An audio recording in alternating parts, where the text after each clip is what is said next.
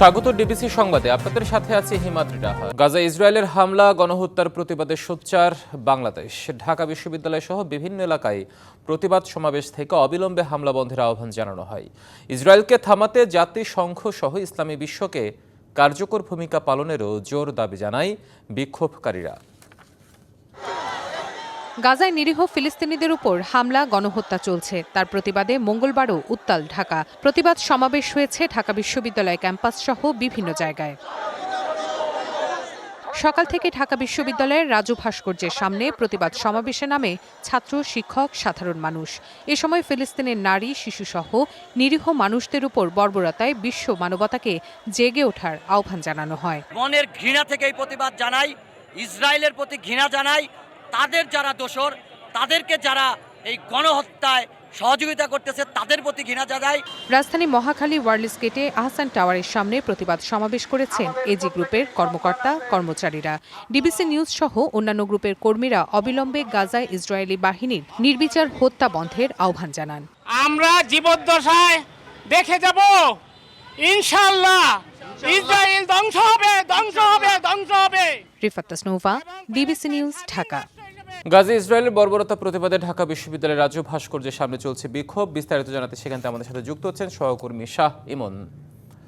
ইমন, গতকালও বিক্ষোভ প্রতিবাদ হয়েছে, আজকেও হচ্ছে। আজকে কেমন দেখছেন সেখানে মানুষজনের উপস্থিতি? হিমাদ্রি, আপনি জানেন যে ইসরায়েলি বর্বরতার কারণে সারা বিশ্বের মানুষ যেভাবে প্রতিবাদ মুখর হয়ে উঠেছে এবং বিশ্বের প্রতিটি মানবিক বোধসম্পন্ন মানুষ এর প্রতিবাদ করছে।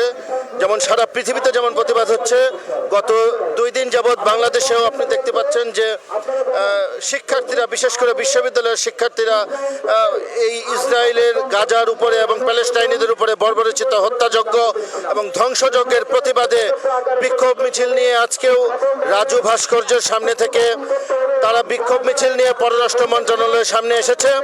আমরা দেখতে পাচ্ছি এই মুহূর্তে হাজার হাজার শিক্ষার্থীরা তারা পররাষ্ট্র মন্ত্রণালয়ের সামনে, এখানে হাইকোর্টের সামনে পুলিশের বাধার মুখে, ব্যারিকেডের মুখে তারা এখানে বসে পড়েছে এবং এই মুহূর্তে তারা হাইকোর্টের সামনেই অবস্থান করছে এবং রাস্তার উপরেই তারা অবস্থান করে বসে পড়েছে। তো তাদের বক্তব্য হচ্ছে যে রাষ্ট্রীয়ভাবে ইসরায়েলের এই বর্বরচিত হামলা এবং বর্বরচিত হত্যাযজ্ঞ, এটা মানবতার বিরুদ্ধে ইসরায়েলের যে অবস্থান, তার বিক্ষোভ এবং প্রতিবাদের তারা ফেটে পড়েছে এবং মুহুর্মুহু স্লোগানের মাধ্যমে শিক্ষার্থীরা একটি কথাই বলার চেষ্টা করছে যে বাংলাদেশের সরকারেরও উচিত রাষ্ট্রীয়ভাবে এই ইসরায়েলি নৃশংসতার বিরুদ্ধে যেন আন্তর্জাতিক মহলে জনমত তৈরি করে এবং আন্তর্জাতিক মহলে যেন এর প্রতিবাদ করে। এর জন্য তারা একটি স্মারকলিপি নিয়ে একটি 4 সদস্যের প্রতিনিধি দল তারা পররাষ্ট্র মন্ত্রণালয়ে যাবে। এখানে পুলিশের সাথে তাদের বাকবিতণ্ডা হয়েছে। পুলিশ তাদেরকে এখানে ব্যারিকেড দিয়ে থামিয়ে দিয়েছে এবং এখানে 4 সদস্যের একটি প্রতিনিধি দল তারা পররাষ্ট্র মন্ত্রণালয়ে যাবে, গিয়ে তারা স্মারকলিপি দিবে যেন রাষ্ট্রীয়ভাবে এই ঘটনার প্রতিবাদ করা হয় এবং রাষ্ট্রীয়ভাবে সারা মুসলিম বিশ্ব সহ আন্তর্জাতিক বিশ্বে যেন ইসরায়েলের উপর চাপ। ধন্যবাদ শায়মান আমাদের সাথে যুক্ত হওয়ার জন্য। প্রতিবাদের নামে দেশে কেউ যেন মব সৃষ্টি করতে না পারে সে ব্যাপারে সরকারকে কঠোর হওয়ার আহ্বান জানিয়েছেন বিএনপির স্থায়ী কমিটির সদস্য সালাউদ্দিন আহমেদ। ইসরায়েলের বিরুদ্ধে জাতিসংঘের ভূমিকা প্রশ্নবিদ্ধ এমন অভিযোগ এনে দেশে ইসরায়েলি পণ্য বয়কটের আহ্বান জানান তিনি। এই ইস্যুতে প্রতিবাদ অব্যাহত থাকার ঘোষণা দিয়ে শিগগিরই বিএনপি নতুন কর্মসূচি ঘোষণা করবে বলেও জানান বিএনপির নেতা। গাজা ও রাফায় ইসরায়েলের বর্বরচিত হামলার প্রতিবাদে ছাত্রদলের কর্মসূচি। সকাল থেকে রাজু ভাস্কর্য অভিমুখে সংগঠনটির নেতাকর্মীদের মিছিল। দুপুর গড়াতেই প্রতিবাদী স্লোগান মিছিলে সরব ভাস্কর্য প্রাঙ্গণ। হাতে দেশের জাতীয় পতাকার পাশাপাশি ছিল ফিলিস্তিনের পতাকাও। কণ্ঠে ইসরায়েলের প্রতি ক্ষোভের তীব্র বহিঃপ্রকাশ। দাবি একটাই, দ্রুত বন্ধ হোক বর্বরচিত এই গণহত্যা। কেন্দ্রীয় নেতারা প্রতিবাদী ভাষায় বলেন, গাজা ও রাফায় নারী ও শিশু হত্যা স্পষ্টত মানবাধিকার লঙ্ঘন। সেখানকার ঘটনায় এখানে মব করলে কঠোর হাতে দমনের সরকারের প্রতি আহ্বান জানান তারা। যারা সারা বিশ্বে মানবাধিকার নিয়ে কাজ করে, কিন্তু যেখানে মানবাধিকারের সর্বোচ্চ লঙ্ঘন বুলন্ডিত হচ্ছে, সেই গাজা স্ট্রিপে মানবাধিকার সংগঠন কোনো কথা বলছেন না। কর্মসূচিতে অংশ নিয়ে দলটির স্থায়ী কমিটির সদস্য সালাউদ্দিন আহমেদ বলেন, ফিলিস্তিন ইস্যুতে জাতিসংঘের ভূমিকা প্রশ্নবিদ্ধ। নীরব মুসলিম বিশ্বের মোড়লদের প্রতি ব্যবস্থা নেওয়ার জোর দাবি জানান তিনি। ইসরায়েলিরা কখনো জাতিসংঘের কোন রেজলিউশনের প্রতি সম্মান দেখায়নি। এই ইসরায়েলি সরকার জাতিসংঘের কোন নির্দেশনা, কোন অনুশাসন আজ পর্যন্ত মানেনি। পৃথিবীর সমস্ত মুসলিম বিশ্বের যারা মোড়ল আছেন তাদেরকে আহ্বান জানাই, এই মুহূর্ত থেকে গণ হত্যা বন্ধ করার জন্য আপনাদের পদক্ষেপ নিতে হবে। ইসরায়েলের পণ্য বর্জন করে সংশ্লিষ্ট ব্যবসায়ী প্রতিষ্ঠানে হামলা না করার আহ্বান জানান বিএনপির এই নেতা। ইসরায়েলের বিরুদ্ধে এবং ইঙ্গো মার্কিন ষড়যন্ত্রের বিরুদ্ধে যে ইসরায়েলিকে যারা মদত দিচ্ছে তাদেরকে সমস্ত মদত বন্ধ করতে হবে এবং ইসরায়েলের সমস্ত পণ্য আমরা বর্জন করব। তার মানে এই না যে আমরা কোনো ব্যবসায়িক প্রতিষ্ঠানে হামলা করব। গাজায় গণহত্যার প্রতিবাদে বিএনপি শিগগিরই সারা দেশে কর্মসূচির ঘোষণা করার কথাও জানান সালাউদ্দিন আহমেদ। সাব্বির রোজ, ডিবিসি নিউজ, ঢাকা। গাজায় ফিলিস্তিনিদের উপর ইসরায়েলের নজিরবিহীন বর্বরতার প্রতিবাদে আজ উত্তাল সারা দেশ। জেলায় জেলায় বিক্ষোভ করেছে ছাত্রদল সহ বিভিন্ন পেশাজীবী সংগঠন ও সাধারণ মানুষ। সিরাজগঞ্জে বিএনপি কার্যালয়ের সামনে থেকে বিক্ষোভ মিছিল বের করে ছাত্রদল। এতে বিভিন্ন প্রতিষ্ঠানের শিক্ষার্থীরাও অংশ নেন। বাগেরহাটে বিক্ষোভ কর্মসূচি থেকে ইসরায়েলের পণ্য বর্জনের আহ্বান জানানো হয়। এছাড়া ভোলা, চুয়াডাঙ্গা, হবিগঞ্জ, কুষ্টিয়া, পাবনা, রাজশাহী সহ বিভিন্ন জেলায় বিক্ষোভ করেছে ছাত্রদল। অন্যদিকে ইসরায়েলি বাহিনীর নৃশংস গণহত্যার প্রতিবাদে মানববন্ধন করেছে জাহাঙ্গীরনগর বিশ্ববিদ্যালয় শিক্ষক সমিতি। এ সময় গণহত্যা বন্ধের আহ্বান জানিয়ে ইসরায়েলি পণ্য বয়কটের ডাক দেন তারা। গাজীপুরে জাতীয় বিশ্ববিদ্যালয় ক্যাম্পাসে শিক্ষক, কর্মকর্তা ও কর্মচারীদের অংশগ্রহণে কালো ব্যাজ ধারণ এবং শান্তিপূর্ণ মৌন অবস্থান কর্মসূচি পালন করা হয়। অন্যদিকে ইসরায়েলের আগ্রাসনের প্রতিবাদে সুনামগঞ্জে মার্কিন প্রেসিডেন্ট ডোনাল্ড ট্রাম্প ও ইসরায়েলের প্রেসিডেন্ট নেতানিয়াহুর কুশপুতলিকা দাহ করা হয় এবং ফিলিস্তিনে চলমান গণহত্যার প্রতিবাদে যশোরে মানববন্ধন করেছেন গণমাধ্যম কর্মীরা। গাজায় ইসরায়েলের বর্বরোচিত হামলার প্রতিবাদে বিক্ষোভে দেশের বিভিন্ন স্থানে ভাঙচুর ও লুটপাটের ঘটনায় এখন পর্যন্ত 49 জনকে গ্রেপ্তার করা হয়েছে। এমন তথ্য জানিয়ে স্বরাষ্ট্র উপদেষ্টা বলেছেন, ভাঙচুরে জড়িতদের বিরুদ্ধে ব্যবস্থা নেওয়া হবে। এছাড়া এবার পহেলা বৈশাখে ঘিরে নিরাপত্তার ঝুঁকি নেই বলেও জানান স্বরাষ্ট্র ও সংস্কৃতি উপদেষ্টা। গাজায় ইসরায়েলি হত্যাযজ্ঞের প্রতিবাদে সোমবার দেশজুড়ে আয়োজন করা হয় বিক্ষোভ সমাবেশ। বিভিন্ন সংগঠনের পক্ষ থেকে আয়োজিত এই বিক্ষোভের এক পর্যায়ে দেশের কয়েকটি এলাকায় কিছু ব্যবসা প্রতিষ্ঠানে চালানো হয় ভাঙচুর, করা হয় লুটপাট।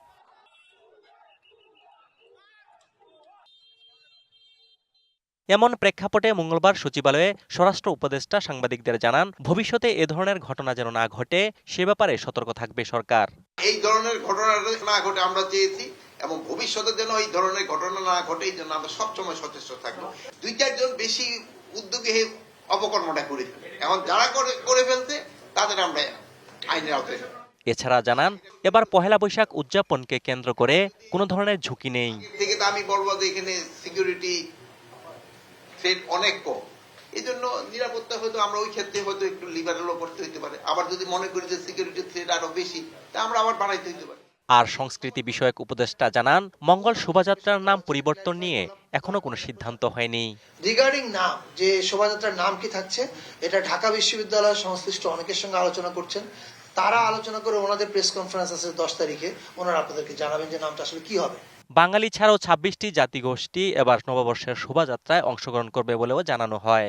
আপনারা ওই অনুষ্ঠানে এসে দেখতে হবে যে আমরা কি। অজিত সরকার, ডিবিসি নিউজ, ঢাকা। শেখ হাসিনাকে ফেরানো নিয়ে ভারতের প্রধানমন্ত্রীর সাথে কথা হয়েছে, তবে তা চূড়ান্ত কিছু নয়। সম্পর্ক স্বাভাবিক করতে দুই দেশই উদ্যোগ নিচ্ছে, এমনটা জানিয়েছেন পররাষ্ট্র উপদেষ্টা তৌহিদ হোসেন। পররাষ্ট্র মন্ত্রণালয়ে সাংবাদিকদের তিনি বলেন, চীন বা ভারত যে কোনো দেশের সাথেই হতে পারে তিস্তা প্রকল্প। চীন এবং ব্যাংককে প্রধান উপদেষ্টার সফরের পর সাংবাদিকদের মুখোমুখি পররাষ্ট্র উপদেষ্টা। বিমস্টেকে ভারতের প্রধানমন্ত্রীর সাথে প্রধান উপদেষ্টার বৈঠক ছিল আলোচনার বিষয়। প্রথমবারের মতো কথা বললেন এই ইস্যুতে। তার কাছে সাংবাদিকদের প্রশ্ন ছিল, কি নিয়ে আলোচনা হলো, শেখ হাসিনাকে ফেরানোর বিষয়ে ভারতের অবস্থান কি। এটা নিয়ে চূড়ান্ত কোনো কথাবার্তা হয়নি, কাজে আমরা এটাকে এখানেই রাখি। আমরা তো তাদের কাছে চেয়েছি যে ফেরত দেওয়া হোক, তাকে বিচারের সম্মুখীন করার জন্য। আমরা দুপক্ষ মিলিয়েই তো সম্পর্ক আগাতে হবে, আমরা এটাকে চালু রেখেছি এবং আমরা আশা করবো যে আগামী দিনে সম্পর্ক আরো। বললেন, তিস্তা প্রকল্প সময় সাপেক্ষ, আলোচনা হতে পারে চীন বা ভারত যে কারোর সাথেই। অগ্রগতি সময় সাপেক্ষ ব্যাপার, ঝট করে আমরা কোনো কিছু প্রত্যাশা করছি না যে কালকেই কেউ এসে তিস্তার সমস্যার সব সমাধান করে দেবে। এ ব্যাপারে আমরা ওপেন থাকা যেটাকে বলে, আমরা ওপেন আছি। ভারতের সাথে সহযোগিতা সম্ভব, চীনের সাথেও সম্ভব, কোনোটাতেই কোনো বাধা নেই। আমরা দেখব যে কোন প্রজেক্টে কোন দিক থেকে সহায়তা নিলে আমাদের জন্য সুবিধা হবে। আগামী সপ্তাহে যুক্তরাষ্ট্রের উচ্চ পর্যায়ের 2 কর্মকর্তা এবং পরে পাকিস্তানের পররাষ্ট্রমন্ত্রী ঢাকা সফরে আসছেন বলেও জানান পররাষ্ট্র উপদেষ্টা। উনি যেহেতু সফরে আসছেন, নিশ্চয়ই আলাপ আলোচনা করার জন্য আসছেন। ইশরাত জাহান উর্মি, ডিবিসি নিউজ, ঢাকা। শুল্ক ইস্যুতে ট্রাম্প প্রশাসনের সাথে দর কষাকষিতে চীন ভারতের থেকে পিছিয়ে গেলে রপ্তানি বাজার হারাতে পারে বাংলাদেশ, তাই বিষয়টি চিন্তার, এমনটাই বলছেন অর্থনীতিবিদ ও রপ্তানিকারকরা। শুল্ক সংকটের মুখে আমদানি বাড়িয়ে যুক্তরাষ্ট্রের সাথে বাণিজ্য ঘাটতি কমানো সরকারের পরিকল্পনা বাস্তবসম্মত নয় বলছেন তারা, বরং কিছু পণ্যের শুল্ক তুলে দেয়া বা কমানোর পাশাপাশি অশুল্ক বাধাগুলো দূর করার পরামর্শ দেওয়া হয়েছে। বেসরকারি গবেষণা প্রতিষ্ঠান পলিসি রিসার্চ ইনস্টিটিউট বা পিআরআই এর গবেষণা অনুযায়ী মার্কিন যুক্তরাষ্ট্র থেকে বাংলাদেশ 2000-এর বেশি ধরনের পণ্য আমদানি করে, যার মধ্যে শূন্য শুল্কে তুলা আমদানি করলেও অ্যালকোহল জাতীয় পণ্য আমদানি করে প্রায় 450% শুল্ক দিয়ে। বুধবার পিআরআই এর আলোচনা সভায় গবেষকরা বলছেন, বহু পণ্যের উপরই শুল্ক কমিয়ে দেওয়ার সুযোগ রয়েছে। আমেরিকা থেকে 2500টা ট্যারিফ লাইনে ইম্পোর্ট হয়, প্রায় 200টা লাইনে জিরো ট্যারিফ আছে, আর অনেকগুলোতে খুব কম ট্যারিফ আছে। নন জিরো ট্যারিফ যেখানে আছে সেখানে বলছে আমরা 50% কমিয়ে দিতে পারবো, কোনো রেভিনিউ ইমপ্লিকেশন নাই। অ্যালকোহলিক বেভারেজে কী করবে আমি ঠিক জানি না। অটোমোবাইলসে গভর্নমেন্ট বলতেছে আমরা তো আমেরিকান গাড়ি এমন কিছু আসছে না, সো এখানেও তারা অনেক কমিয়ে দিতে পারে। সার্ভিসেসে সারপ্লাস আছে, সেটাতে হাত দেয় নাই, গুডসে ডেফিসিট আছে, সেখানে হাত দিয়েছে। সো মানে এটা বোঝা যায় যে মানে উদ্দেশ্যটা হলো যে কি আর কি। তবে সরকার যেভাবে মার্কিন যুক্তরাষ্ট্রের সাথে বাণিজ্য ঘাটতি কমিয়ে আনার মাধ্যমে শুল্ক সমস্যাটির সমাধান করতে চান তা বাস্তবসম্মত নয় বলেও জানান অর্থনীতিবিদ রেহমান সোবহান। চিঠিতে যেসব পণ্য আমেরিকা থেকে আমদানি বাড়ানোর জন্য বলা হয়েছে, আমি কিন্তু বুঝতে পারছি না এত তাড়াহুড়োটা কিসের, এর প্রতিক্রিয়া কি হতে পারে তা না জেনে শুনে এটা করা হচ্ছে। আমদানিকারকরা কি আমদানি করবেন তা নির্ভর করে তাদের উপর। অশুল্ক বাধাগুলো দূর করে বাণিজ্যের পরিমাণ বাড়ানোর উপর জোর দেন ব্যবসায়ী নেতারা। নন ট্যারিফ সেগুলি নিড টু বি অ্যাড্রেস। তারা এফডিআই, তারা কারাপশন নিয়ে কথা বলছে, আমার ব্যুরোক্রেসি নিয়ে, আমার সিস্টেম নিয়ে। জাস্ট ভিয়েতনামের সাথে আমি কম্পেয়ার করি, ওর যে প্রসেসিং কস্ট, ওর যে ব্যাংকিং চার্জেস, ওর যে local transport cost, everything is low then us. আমেরিকার সাথে শুল্ক নিয়ে দর কষাকষির পর অন্য বাজারগুলোতেও শুল্ক নির্ধারণের বিষয়টি নিয়ে নতুন করে চ্যালেঞ্জের মুখে পড়তে পারে বাংলাদেশ, এমনটাই শঙ্কা করছেন গবেষকরা। মেহের মনি, ডিবিসি নিউজ, ঢাকা। নারায়ণগঞ্জের 2500-এ বিশেষ অর্থনৈতিক অঞ্চল দেখে সন্তুষ্ট বিদেশি বিনিয়োগকারীরা। বিনিয়োগ সম্ভাবনা দেখে সেখানে কারখানা গড়তে একটি প্লট বরাদ্দ নিয়েছে সুইডিশ কোম্পানি নিলর্ন। এই অর্থনৈতিক অঞ্চল পুরো চালু হলে 1 লাখ মানুষের কর্মসংস্থানের আশা করছেন সংশ্লিষ্টরা। ঢাকায় 4 দিনের বিনিয়োগ সম্মেলনের দ্বিতীয় দিনে নারায়ণগঞ্জের বিশেষ অর্থনৈতিক অঞ্চল পরিদর্শন করেছেন চীন, জাপান, সৌদি আরব, সংযুক্ত আরব আমিরাত, যুক্তরাষ্ট্র ও ভারতের বিনিয়োগকারী। ছিলেন প্রবাসী বাংলাদেশি 8 ব্যবসায়ীও। বিদেশি উদ্যোক্তাদের সামনে তুলে ধরা হয় বিনিয়োগের বর্তমান অবস্থা ও সম্ভাবনা। অর্থনৈতিক অঞ্চল ঘুরে দেখে সন্তোষ জানিয়ে বিনিয়োগের আগ্রহের কথা জানান বিদেশিরা। একটা কোম্পানির সাথে তারা চুক্তি করলেন এবং আরও অনেকগুলো কোম্পানি পাইপলাইনে আছেন, তারাও আসবেন এবং বিভিন্নভাবে এটার সাথে আলোচনা দর কষাকষিতে আছে এবং 3 ভাবে বিভিন্ন কোম্পানি এখানে আসেন, সরাসরি বিএসসিজির সাথে, আমাদের বেজার হেড অফিসে, এমনকি প্রজেক্ট অফিসে যেখানে আসার কথা সেখানেও অনেকে আসেন। আমরা বিভিন্নভাবে তাদেরকে হেল্প করে থাকি। এরই মধ্যে 10,000 বর্গমিটারের একটি প্লট বরাদ্দ নিয়েছে সুইডিশ কোম্পানি নিলর্ন। এখানে যে ফ্যাক্টরিটা আমরা করতে যাচ্ছি সেখানে আমরা এই গার্মেন্টস অ্যাক্সেসরিজের ফ্রেমিংসটাকে ফুলি প্রডিউস করার চিন্তা ভাবনা করছি। আর আমরা ধারণা করছি যে পরিমাণ স্পেস নিয়ে আমরা শুরু করছি এটাতে অ্যাটলিস্ট আপনার 11 মিলিয়ন থেকে 13-14 মিলিয়ন পর্যন্ত যাওয়া সম্ভব হবে। এই অর্থনৈতিক অঞ্চলে সব ব্যবস্থা নেওয়া হয়েছে জানিয়ে আরও বিনিয়োগের আশা করছেন সংশ্লিষ্টরা। আমরা মনে করি যে বাংলাদেশে বিনিয়োগের ক্ষেত্রে এই ইকোনমিক জোনটা একটা সময় একটা মাইল ফলক হিসেবে দাঁড়িয়ে যাবে। এই ফ্যাক্টরিটাতে শুধুমাত্র প্রতি মাসে 50,000 ইউনিট আপনার রেফ্রিজারেটর এবং 10,000 ইউনিট টেলিভিশন তৈরি হচ্ছে। তো আমরা বিশ্বাস করি যে পুরো ইকোনমিক জোনটা যদি আসলে চালু হয় তখন এখানে প্রায় 1 লক্ষ লোকের কর্মসংস্থান হবে। এ সময় বিদেশি বিনিয়োগকারীরা পণ্য সরবরাহ ব্যবস্থা ও অবকাঠামো বিষয়ক খোঁজ খবর নেন, খতিয়ে দেখেন নানা সুবিধা অসুবিধা। Yusuf Rana, DBC news, Dhaka.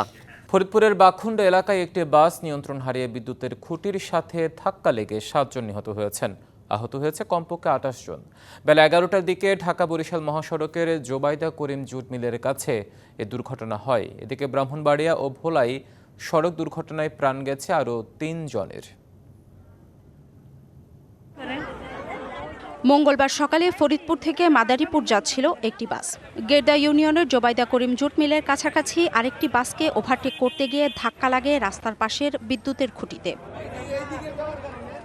ঘটনাস্থলেই নিহত হন 4 জন। আহতদের হাসপাতালে নেয়ার পথে মৃত্যু হয় আরও 3 জনের। খবর পেয়ে ফায়ার সার্ভিস কর্মীরা ঘটনাস্থলে পৌঁছে বাসের নিচ থেকে কয়েকজনকে উদ্ধার করেন। আহতদের পাঠানো হয় ফরিদপুর মেডিকেল কলেজ হাসপাতালে। অ্যাক্সিডেন্ট সংবাদ পেয়ে দ্রুত ঘটনাস্থলে পৌঁছায় আহত লোককে উদ্ধার করে ফরিদপুর মেডিকেল কলেজ হাসপাতালে স্থানান্তর করি। দ্রুত গতিতে চলছিল বাসটি। দ্রুত চলা আরেকটি বাসকে ওভারটেক করতে গিয়ে নিয়ন্ত্রণ হারিয়ে এই দুর্ঘটনা ঘটেছে বলে প্রাথমিকভাবে ধারণা করছে পুলিশ। এই ঘটনায় অবশ্যই একটি তদন্ত কমিটি গঠন করা হবে। আমরা দ্রুত একটি তদন্ত কমিটি গঠন করে এই ঘটনার কারণ অনুসন্ধান করব এবং এর ফাইন্ডিংসের ভিত্তিতে পরবর্তীতে আমরা ব্যবস্থা নেব। এদিকে সিলেট কুমিল্লা মহাসড়কের ব্রাহ্মণবাড়িয়ায় সুলতানপুর ইউনিয়নের রামরাইলে সিএনজি চালিত অটোরিকশা ও ট্যাঙ্ক লরির মুখোমুখি সংঘর্ষে নিহত হয়েছেন 2 জন। এছাড়া ভোলায় মোটরসাইকেল দুর্ঘটনায় হুমায়ুন কবির নামে এক ওয়ার্ড বিএনপির সাধারণ সম্পাদক নিহত হয়েছেন। আহত হয়েছেন 2 জন। সকালে ভোলার ভেদুরিয়া ইউনিয়নের খেয়াঘাট সেতু সংলগ্ন এলাকায় এই দুর্ঘটনা ঘটে। Arghamitra Tarafdar, DBC news desk. ইরানের সাথে সরাসরি পারমাণবিক কর্মসূচি নিয়ে আলোচনায় বসতে যাচ্ছে যুক্তরাষ্ট্র। মার্কিন প্রেসিডেন্ট ডোনাল্ড ট্রাম্প নিজেই এই তথ্য জানিয়েছেন। অন্যদিকে ইরানি পররাষ্ট্রমন্ত্রী আব্বাস আরাঘচিও এই তথ্য নিশ্চিত করেছেন। সামাজিক যোগাযোগ মাধ্যমে আরাঘচি বলেছেন, সোমবার পরোক্ষভাবে এই আলোচনা অনুষ্ঠিত হতে যাচ্ছে। ইরানের রাষ্ট্রীয় গণমাধ্যম জানাচ্ছে, আব্বাস আরাঘচি মধ্যপ্রাচ্যে মার্কিন রাষ্ট্রদূত স্টিভ উইটকফের সাথে দেখা করবেন। সেখানে ওমান মধ্যস্থতাকারী হিসেবে কাজ করবে। এর আগে মার্কিন প্রেসিডেন্ট সরাসরি এই আলোচনা শুরুর ঘোষণা দিয়েছিলেন। একই সাথে হুমকিমূলক বক্তব্য অব্যাহত রেখেছেন ট্রাম্প। যদি পরমাণু চুক্তি না হয় সেক্ষেত্রে ইরানে আক্রমণ হতে পারে। উত্তর ভারতের বিস্তীর্ণ অংশ তীব্র তাপপ্রবাহে পড়ছে। ভারতে বেশ কিছু রাজ্যেও অস্বাভাবিকভাবে উচ্চ তাপমাত্রা বিরাজ করছে। আগামী 2 থেকে 3 দিন তাপমাত্রা থাকতে পারে 40 ডিগ্রির উপরে। পশ্চিম ভারতের রাজস্থানেও তাপপ্রবাহের তীব্রতার কথা জানিয়েছে আবহাওয়া বিভাগ। এছাড়া দেশটির একাধিক স্থানে তীব্র তাপপ্রবাহের পরিস্থিতি রেকর্ড করা হয়েছে। পূর্ব রাজস্থান, সৌরাষ্ট্র এবং গুজরাতের বিভিন্ন স্থানেও একই অবস্থা দেখা গেছে, যার ফলে জারি রয়েছে ইয়েলো অ্যালার্ট। এ সময় বাসিন্দাদের প্রয়োজনীয় সতর্কতা অবলম্বন করার পরামর্শ দেওয়া হয়েছে। চলতি সপ্তাহে দেশটির রাজধানী এবং আশেপাশের রাজ্যগুলোতে তাপমাত্রা 40 থেকে 42 ডিগ্রির মধ্যে থাকতে পারে। এদিকে দিল্লির 3টি গুরুত্বপূর্ণ আবহাওয়া কেন্দ্র সফদরজং, রিজ এবং আয়ানগরে সর্বোচ্চ তাপমাত্রা এরই মধ্যে 40.2 ডিগ্রি সেলসিয়াস ছুঁয়েছে। এই পরিস্থিতি 9 এপ্রিল পর্যন্ত অব্যাহত থাকার পূর্বাভাস দেওয়া হয়েছে। 4 ঋতুর দেশ ফ্রান্সে লেগেছে বসন্ত বাতাস। কোকিলের কুহুতান না থাকলেও চেরি আর টিউলিপের রঙে রঙিন দেশটির আকাশ। পাশ্চাত্যের রানীর প্রকৃতি সেজেছে নতুন সাজে। আর সেই অপরূপ রূপ মাধুর্য অবগাহনে বিদেশিদের পাশাপাশি ভিড় করছেন বাংলাদেশিরাও।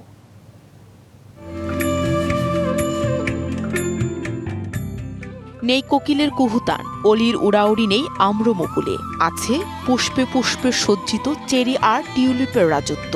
এভাবে বসন্ত ধরা দিয়েছে 4 ঋতুর দেশ ফ্রান্সে।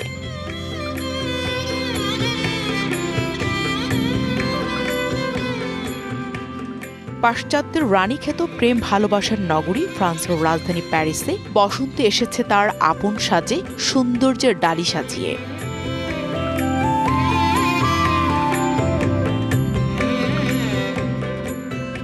প্রকৃতি সেজেছে নতুন সাজে। বৃক্ষরাজিতে নতুন কচি পাতা জানান দিয়েছে তার আগমনের বার্তা। পত্র পল্লব ভরে উঠেছে নতুন ফুলে।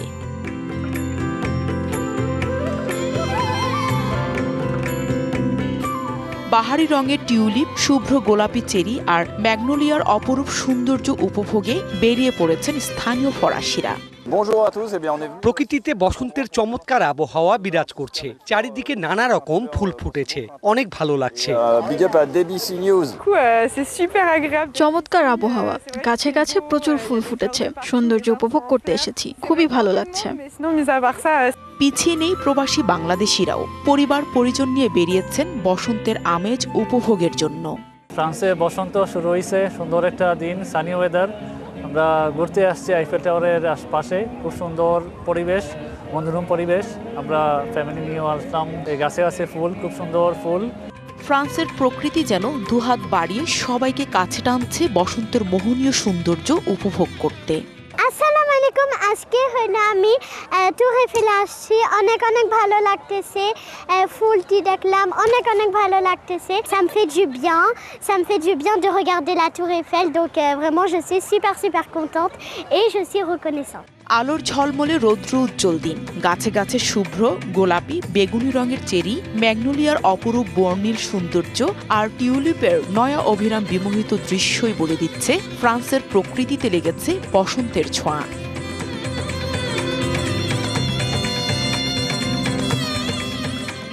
DBC news desk. ডিবিসি আন্তর্জাতিক সংবাদে এই ছিল এখনকার মতো। ডিবিসি নিউজের সংবাদগুলো পড়তে ভিজিট করুন dbcnews.tv আর ভিজিট করুন ডিবিসি নিউজের ফেসবুক পেজ এবং ইউটিউব চ্যানেলে। সঙ্গেই থাকুন।